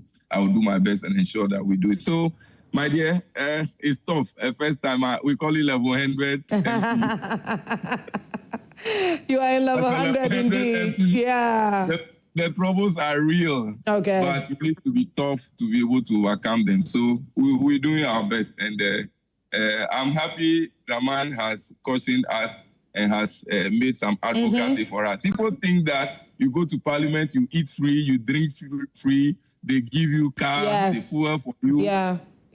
Even water to drink in parliament, you have to buy it yourself. Wow. And the salary consolidated they give to you, you buy your own fuel, you run around it and all that. So the challenge is there. But for some of us, we are not there necessarily because of the benefits we gain in terms of cash or any other thing. But to do the work of being... Before you were voted into, to become the member of parliament for South Tong, some of the things that you've mentioned that you're going to do, some of the things that you've mentioned that you are doing, you're already doing them before. You're already doing them. I remember you speaking about it. You were excited about what you were doing for the people and all of that. Looking at, 7 months and you speaking with them, and it seems they are patient with you regardless. So would you say that with everything that you did for them, you've been doing for them since you were voted as member of parliament, it has made it very easy for them to say that even if it's going to be maybe a year or two, we're still going to be patient with you because you know you're going to do it. You're going to help. You're going to do what you're needed to do. So the issue is that they know who I am. Right. Even before contesting, these were things I have been doing. Yes. And most of them will attest to the fact that he's helped me here, he's helped me there, he's done this, he's done that. And so there are things they know about me. Now it's been enhanced because, of course, you go to an office and then once you say, I am a member of parliament for this constituency, somebody sits up and he's ready to help. And so that's the difference. So it's an add-on. And so those that have been able to do so far, they are excited about it. And they know that as I grow in the house, better things will come their way. And I keep telling them that things will come for a section of a people at a point. Another time, something else will come for another person. And so knowing who I am. And one thing about me is that I don't shy away from telling the truth. I would always want to tell you the truth as candid as it is. It may hurt, and it hurts sometimes, and people go behind after telling them the truth to go and complain. But I believe that if I tell you the truth, my conscience becomes clearer and better than keeping you on hold. Oh, I will do it, I will do it, I will do it, and you keep calling me, and I keep avoiding your call, I keep avoiding meeting you. No, this I can do, this I may not be able to do. This much I can afford, this much I cannot afford. I feel that when I tell you that you can find alternate ways of solving your problem rather than holding on and waiting for me, sitting down. And so I'm as candid as possible. So those who know me for who I am, they are cool with me. Those who don't know me, sometimes watching from afar, get apprehended. But once they come closer and they know who really I am, they are cool. So we are doing our best, my dear. I'm excited that you are doing your best. Now, let's metamorphose the conversation into galamsey, since you're on the Lands and Natural Resources Committee. I want you to, from your outfit, from where you sit, from your perspective, are we on course with the fight against galamsey? Yes, my dear, we are on course. Galamsey has been with us since Adam, like the cliche will say. Not galamsey, mining, let me say mining. The bad aspect of it being doing it in the water bodies and then in our forest reserves. That is what is making it bad, and that is what is making it pollute our water bodies and also produce some chemicals into the land, and that is what is bad. But mining has been there. Galamsey fight, we took over, we made a lot of promises before Ghanaians voted for us. The Minister of Lands and Natural Resources is committed to ensuring that best practices are adopted to ensure that it doesn't continue the way it was or it is. Our turbidity levels in the water bodies, especially for Ghana Water Company, we are fighting to ensure that we have a clean and blue water. And so we have our blue water guards. They are not supposed to be fighting the galamseyers. They are supposed to be community people who know what is happening in the community and will alert the security services to come in. Yeah. Of course, the forces we have, we cannot line all of them up by our water bodies and our forests. They can only be given tips or to come in and to make arrests and to ward people off places that we don't intend that they mine at. So these water guards are only supposed to be in quote, intelligence or reporters so that they will report to us. Beyond that, the military, the police, the task forces that are going in and out to arrest the people is sending some signals to people. And for me, John Dramani Mahama, like I've come to understand him, is a man who has taken a stance against galamsey and will ensure that things are done. Just 3 days ago, the Minister for Lands and Natural Resources says that about 962 small-scale miners have not renewed their licenses or have some issues to answer. And out of that, some of them fraudulently might have acquired the licenses because some of them have incomplete documents. If they don't come to complete those things, they are taking off our books and they will not be there to help the pollution and the degradation of our forest cover. It will not take just 6 months, 7 months for our water to turn blue. It will still take some time. Of course, this thing has been happening for quite some time, and so it will take some time for us to get there. So far, I see the minister being committed. He has not thrown his hands in despair. He's the one who is every day thinking about what new things to do. Yesterday, we had a meeting with him. Today, he will be meeting the press and to explain to Ghanaians how far he's come and how things are going in terms of the galamsey fight.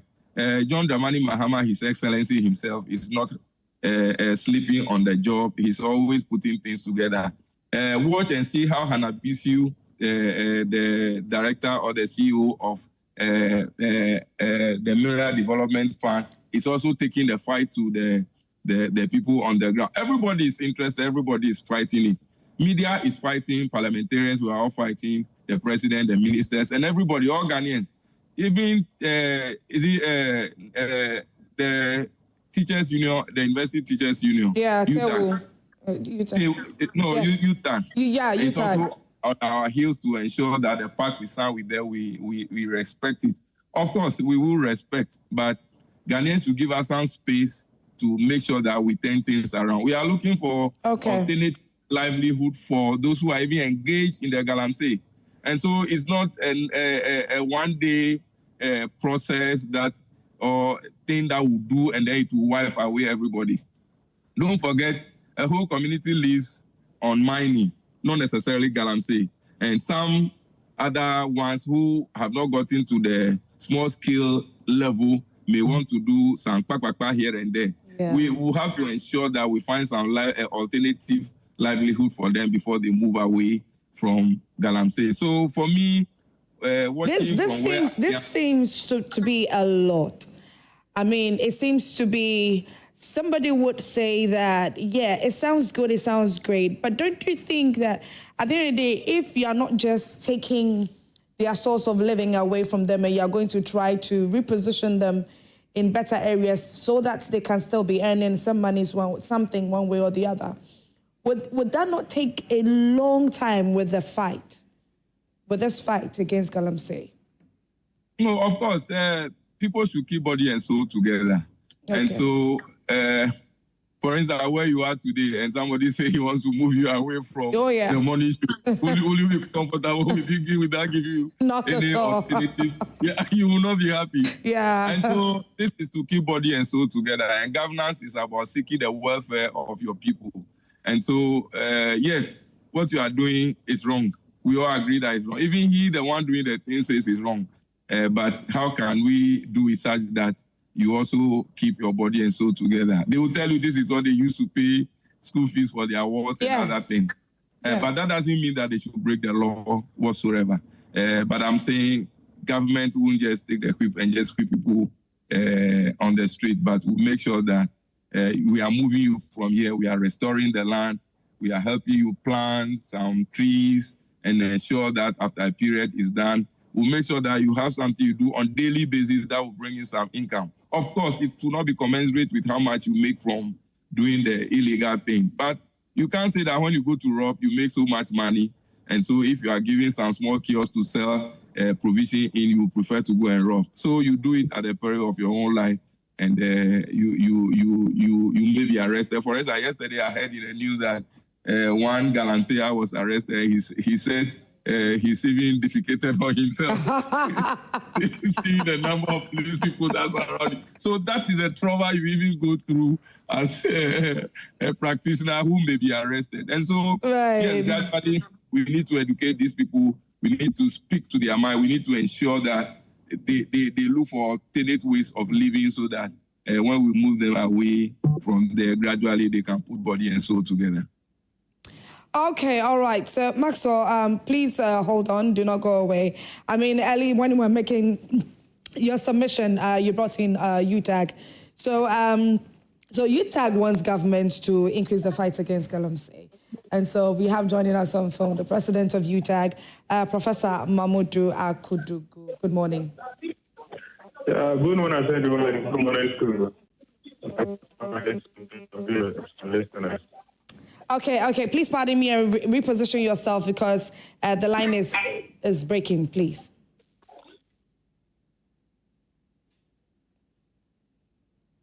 Hello? Okay, we'll try and get Professor Akudogo back on so that they can let us know exactly what their demands are at the moment in relation to, government's role, government's fight, what government is doing to fight against galamsey. Honorable Maxwell. Yes, dear. All right. Do you see it as we are doing anything right in relation to galamsey? Oh, my dear, if I ask you the question, what will you answer? Well, so far. Well. No, I'm not happy about your pessimism.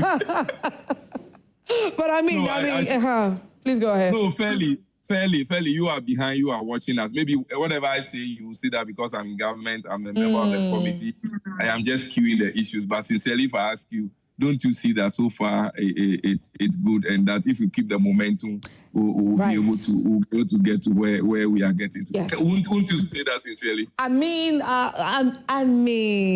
yeah, I would say that to some extent, yes.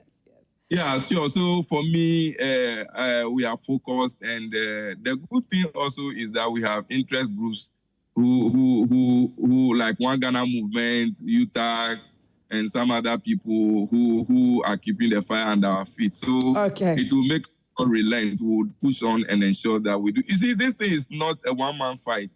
All of us should be able to speak with one voice. Of course, the champagne and the machines that they use in doing this galamsey are not things people can buy from the communities themselves. They are definitely, even the excavators and all those things, they are definitely being sponsored by big people in authority. So if all of us in authority can speak with one voice, that enough of this. It is destroying our water body, it is destroying our forest, and it is not helping us as a nation. And we stop investing our money into those things. People will leave the field. It's not those boys who are clothed in mud we see in the field. They are not the sponsors. There are big people up here, me and you. We are the ones who sponsor these people. So if we can refrain from sponsoring and buying the excavators and then the champagnes and the machines for them, I'm sure that we are one level apart. Let's all together as people agree that this is bad and we want to stop it. That's all. All right. So Professor Akudogo is back online. Hello, good morning, Prof. Good morning to the other people and your viewers and listeners. Oh, right. Okay. So can you tell us what your demands are at the moment? Okay. I think for us, our demands are very straightforward. Okay.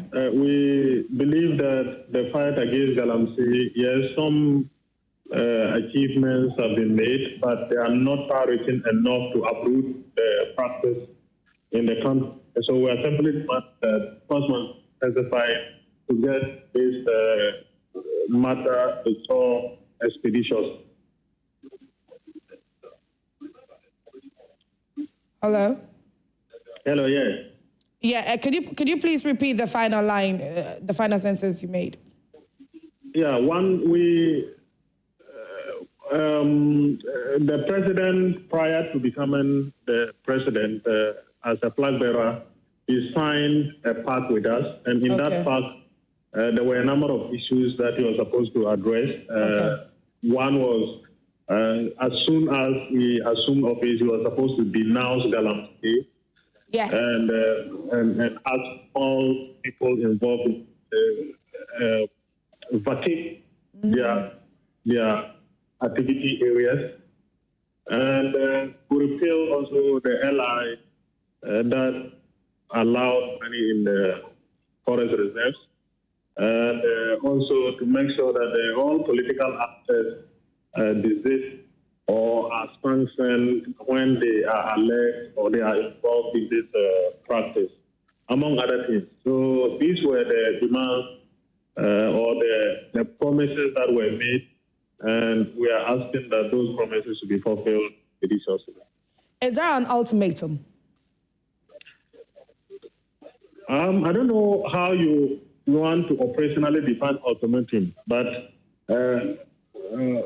whatever definition you want to give, ours is that this work has to be done and done again. Okay. So you had given 3 months. You had given government 3 months, and I mean, I was just asking Honorable Maxwell Lukutor that, if you are going to take the livelihoods of these persons who are involved in illegal mining and then also end up placing them in places that they can end up still earning some amount of money, all of that activity and some other activities in relation to galamsey is going to drag or lengthen the fight against galamsey. But you have given 3 months. Is that not too short a period? Well, in our original statement, I don't know if you have read it, we did not specify any timeline. Okay. But I think in the media conversations, it emerged that, well, at least we can monitor over the next 3 months. Yeah. And then see whether these promises that were made prior to the elections are being fulfilled the way that we want to see them being fulfilled. And we can come back or get back to the drawing board or consult our members to take the next steps forward. All right. So that is what it is, yeah. Okay, so the Minister of Lands and Natural Resources will be taking his turn at the accountability series today. What would be your expectations?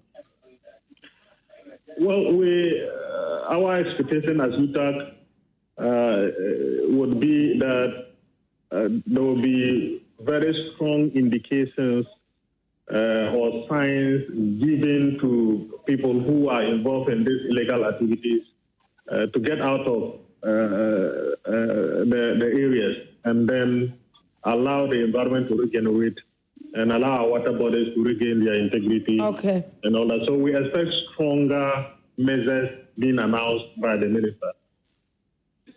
All right, Professor, thank you so much for your time this morning. That was Professor Mamudu Akudugu, who is the UTAC president. Honorable Maxwell Lukutor. Lukutor. Yes, Lukutor. All right, so Honorable, well, I would say congratulations to you. You are, you are doing your job. It looks like you're doing it effortlessly. You are calm, collected. You are enjoying what you're doing because, like I did say earlier on, this is something that you've been doing for your constituents even before you were voted as Member of Parliament. And so I would say that there's some level of ease, in relation to what you have to do for them. But before you go, is there anything that you would want to share with us? Is there anything that you would want to tell us, your constituents? So let me say once again, good morning to my constituents. From Dikato, Dodekope, all the way to my village, Potame, to Fievier, to Yokutiku, all the way to Toji, to Habuya, Didopo, all the way to Teflesokwe, Hume, Agbakope, Agbagomadabala, Aduto, and Gunu. I am happy you have voted for me as your Member of Parliament. I might not have done 100% what you expect me to do, knowing that I'm a human being. Once in a while, I may fall short of the glory of God. but I pray and hope that God Himself will grant me grace and ability and enablement to do as much as you desire. There's so much to do, and just keep hope alive. It's just 7 months down the line. We will not be able to do all we can as a government within 7 months. But just keep the hope and fire on. We'll do our best. Resources are not limitless. The little we have, we use to do what we can do. But I understand your plight. I know all your challenges. I am not new to the constituency. I've been with you for the past 12 years. Whatever we have experienced as a challenge, and together we will do it. And keep hope alive. And let's not listen to what the naysayers will continue to say. NDC has come big, and then we'll continue to do our best for Mother Ghana. Let us all contribute to ensure that Ghana becomes a better place. The reset agenda is on. Fit yourself somewhere, wherever you can fit yourself there. It's like a maze. You should fit where you can fit. Don't try to fit where you cannot, so that together we'll form a beautiful map of Ghana and then move on properly. Kudos to everybody for the support you are giving to me as your Member of Parliament. Yes, criticize and praise when it is due. Let's not over-criticize. Let's not over-praise. like you said, I'll remain calm and cool and collected and do what I'm supposed to do as a member of parliament. And I believe that God himself up there will judge me for my good intentions or otherwise. And so I would continue to do my best for the constituency and for Mother Ghana. And we'll get there, definitely. Southtown, we all have to build it together. It is not for one person. I have a lot of people in high places, Honorable Standogbe and some other few people here and there. I consult with them, my DC, Honorable Victoria Jeklo, and my constituency chairman, Michael Chikudo, and some other people, and my constituency executives, branch executives.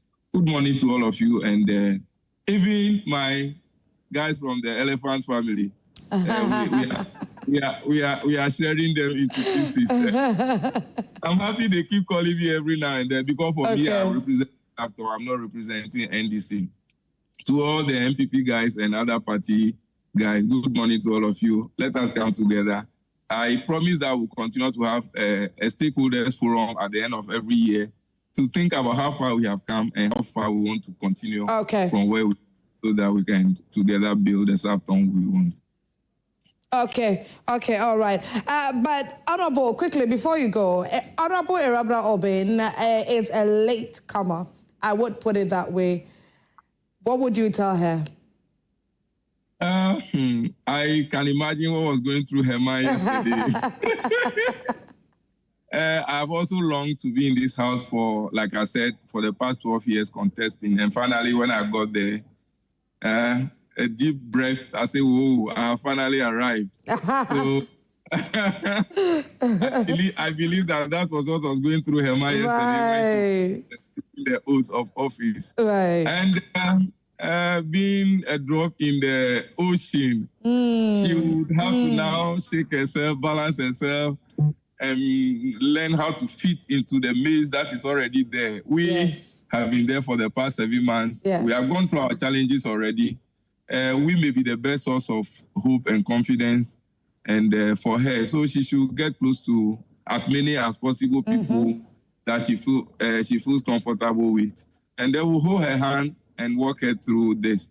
I understand what pressure will be coming from her constituency. So many things have gone amiss. She's now coming to start afresh before she catches up.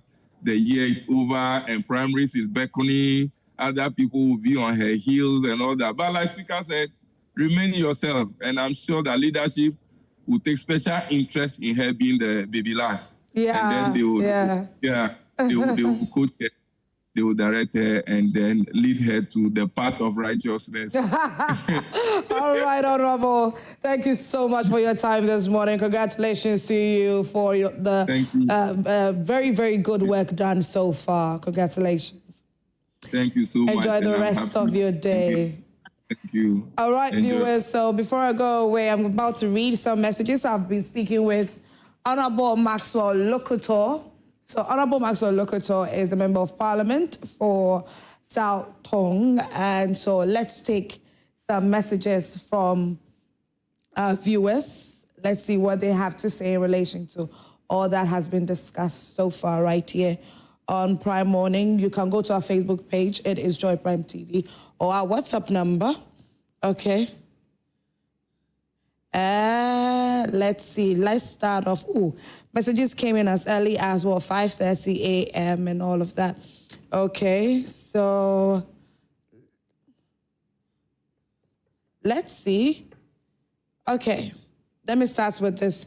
Good morning. I am Eben from Kwabenya. Finally, the NDC has 2/3 majority in Parliament to do good things for Ghanaians. Aban Papa Abba, the change we voted for will not disappoint us. Greetings to Honorable MC Agbo of Ghana East, TDC boss, Courage Makafui Nunekbeku, and Mr. Akwesi Mensa of PSC Tema Shipyard. Okay, let's see. Okay, let me take this one. I strongly support the Attorney General's decision to enter a nolle prosequi in Dr. Kwabena Dufour's case. It's a bold, sensible move that ends years of political motivated persecution. Dufour is not a criminal, he's a statesman. The law must serve justice, not partisan witch hunts. This is a victory for fairness and sanity. Daniel Akbaliok from Sandema. Thank you, Daniel. Okay. Let's see. Okay, so we have Mesha Kasante at Amasaman saying, all glory belongs to God and the people of Ablekuma North for making the dream of Irabana Obeng come into reality. The minority MPs can decide to boycott the parliament for the entire 4 years without coming back again. Nobody cares because their presence in parliament add nothing significant to the work of parliament. So they better stay home and stop disturbing the ears of Ghanaians. God has given NDC the absolute majority to reset the country without any impediments, and that is exactly what's happening in the country. NPP, never again. Okay. Right, and so good morning, Joy Prime. This is Abdul Ganui Mankarigu, Savannah region. Please, I hope I didn't butcher your name. Please pardon me. They said the banking sector cleanup was targeted at NDC banks and it was political. In short, the banks did no wrong. The Attorney General, Dr. Dominic Ayine, in his characteristic style, has filed a nolle prosequi with respect to Dr. Kwabena Dufour's prosecution at the court. Dominic Ayine asserts that 60% of the monies deemed to have been stolen by Dufour's defunct Unibank have been returned to the state. In other words, Dr. Dufour has paid 60% of the monies his bank was accused to have misappropriated or mismanaged. For the above reason, Dr. Dominic Ayine deemed it prudent to discontinue the case and withdraw all the charges brought against Dufour. What this simply means is that one can still state funds, and when presented before a court, all that the person must do is to pay at least 60% of the stolen cash without interest, and the person walks away without any further action. Something also tickles my fancy.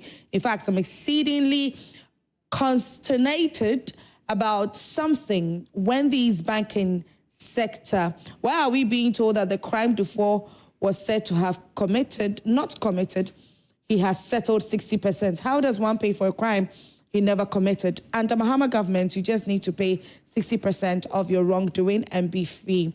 This is so sad. Well, let's not forget that the Deputy Attorney General did say that it doesn't mean that he's free from the charges or he's free from the offense or he's free or he's vindicated in any way. Let's not understand anything. So maybe let's just wait and hope for some more updates in relation to this, into this case.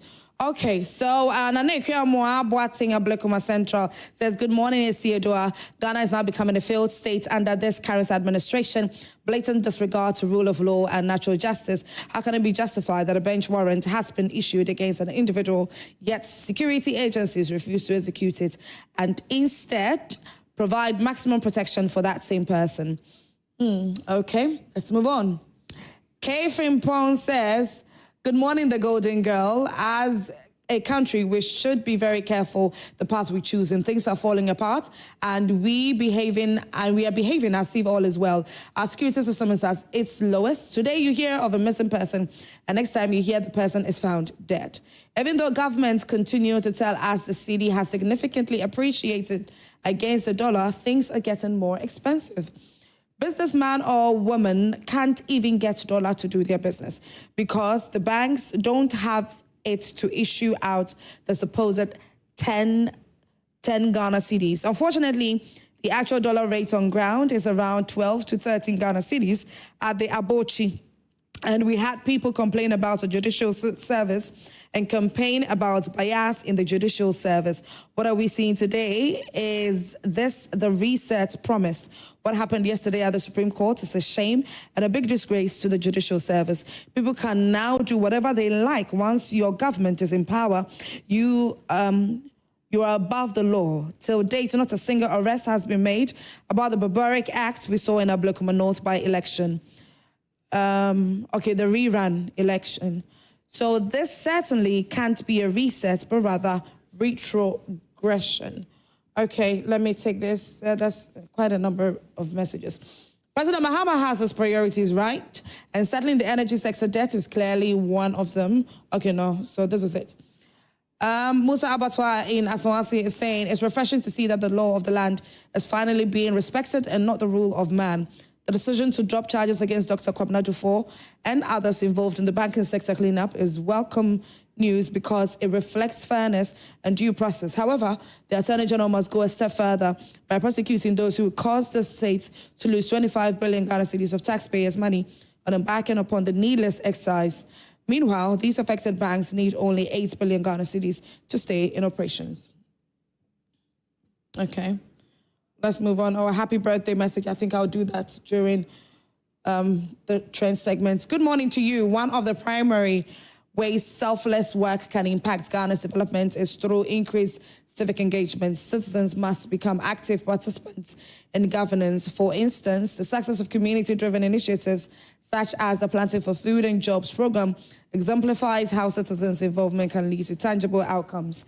This initiative has not only improved food security, but has also created jobs in rural areas. When citizens engage in projects that benefit the collective, they foster a sense of ownership and responsibility toward national progress. And this is from Aaron Babakoko Komisa. Okay, Aaron, thank you very much. Sami Wacha Samankesi says, is the country under Mahama's leadership fostering a culture of insult and impunity by granting individuals like Kevin Taylor a free license to disparage chiefs and reputable citizens? Is this the intended approach to resetting the country? Ghanaians want to know. Power is temporary. Regards to Thomas Ohineba Boache and Diowusu Haji Safia, Samuel Osei Sarkodie and Dr. Brian Echampo and the next president.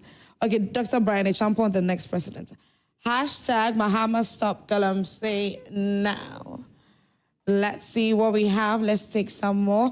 Congratulations to the NPP for a successful... Okay, so this was on Monday. You deleted your message. Let me move on. Blueprints rise from Esikado Ketan. The Auditor General should come again on the 2024 Auditor General's report by 138 billion Ghana cedis. How could they commit such a blatant error by saying they have overstated Ghana's public debt? Like how? I'm so confused. Greetings to the incoming president, Mr. Kennedy Ejapong. Okay. Next one, Al-Hassan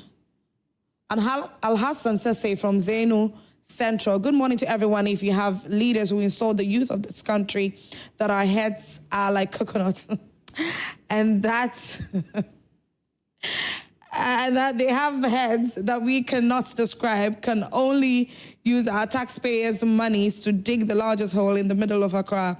Could you imagine what they would have used our taxpayers' monies for? They insult us that our heads are like coconuts. It is time we, the voters and supporters, should stop defending these misleaders. Okay, dear hosts, I think the minority in Parliament under the leadership of Afenyo Maki is losing relevance and steam given the rampant boycott of Parliament. I agree. It is the inalienable right of parliamentarians to boycott Parliament. But under Afenyo Maki, it has become too banal. We are supposed to have color-bind laws, but it seems we have a law for the influential in society and another law for the downtrodden.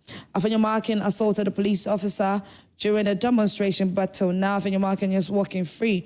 What a country called Ghana. Charles Echampong, Seshi Humjibre in the Western North region. Okay, so